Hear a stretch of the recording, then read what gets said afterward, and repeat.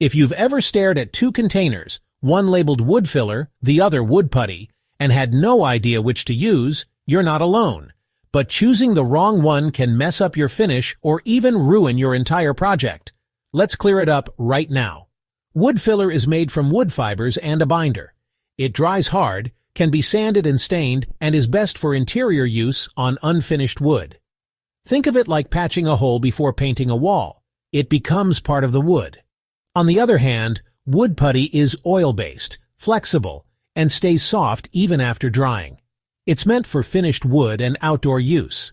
Perfect for filling nail holes or gaps in trim that already has stain or polyurethane on it.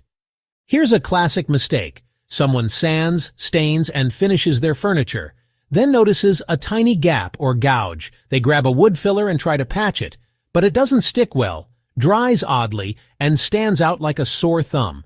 That's because wood filler needs a raw, absorbent surface to bond correctly. It's meant to go before finishing. Another common fail, using wood putty before staining. Doesn't matter how stainable it says it is, most oil-based putties won't absorb stain like wood does. The result? Dark blotches or weird shiny patches.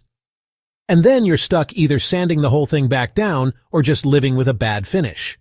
For wood filler, clean out the area you're patching. Make sure there's no dust or loose fibers. Use a flexible putty knife and press the filler in firmly. Overfill slightly, let it dry completely, and then sand it flush. It comes in various shades, so try to match it with your finish. Use your fingertip or a putty knife to press it in gently. Since it doesn't dry rock hard, you don't need to sand it. Just wipe off the excess and you're done. The trick pros use? Mix a small amount of the stain into the filler before applying it. This pre-tinting helps it blend better, but always test on a scrap piece, because once it's in, it's hard to undo. Another pro move, after staining and finishing your wood, if the putty you use doesn't quite match, touch it up with a stain marker or gel stain using a small artist brush. Wood filler dries hard.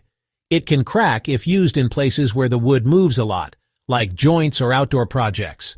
That's why wood putty, which remains flexible, is the go-to for baseboards, crown molding, or door trim where expansion and contraction is normal. Let's say you're fixing an old outdoor bench. The joints have small gaps and the finish is already worn. Don't grab a wood filler. Use an exterior-grade putty or caulk to fill the gaps, then refinish the whole piece. Some brands worth mentioning? For wood filler, Minwax Stainable Wood Filler, Elmer's Carpenter's Wood Filler, or Timbermate for more pro-level use. For wood putty, Minwax Wood Putty or Fama Wood. Don't just go for cheapest. Quality matters, especially when you're staining. Still confused? Here's a 10-second rule. If you're sanding it later, go with wood filler. If the surface is already stained and sealed, use wood putty. Final example, say you're building a dining table. After glue up, there are minor imperfections between boards. Wood filler, sanded smooth, gives a clean, seamless look. Then after staining and sealing, maybe you spot a tiny pinhole or knot that still stands out. That's when you hit it with a dab of putty and blend it in. Using the right product at the right stage of your build is what separates a sloppy finish from a flawless one. Choosing the right one isn't just about chemistry. It's about knowing the timing, the surface, and your end goal. Once you get this down, you'll never ruin a finish again, and your projects will start looking like real pro-grade work.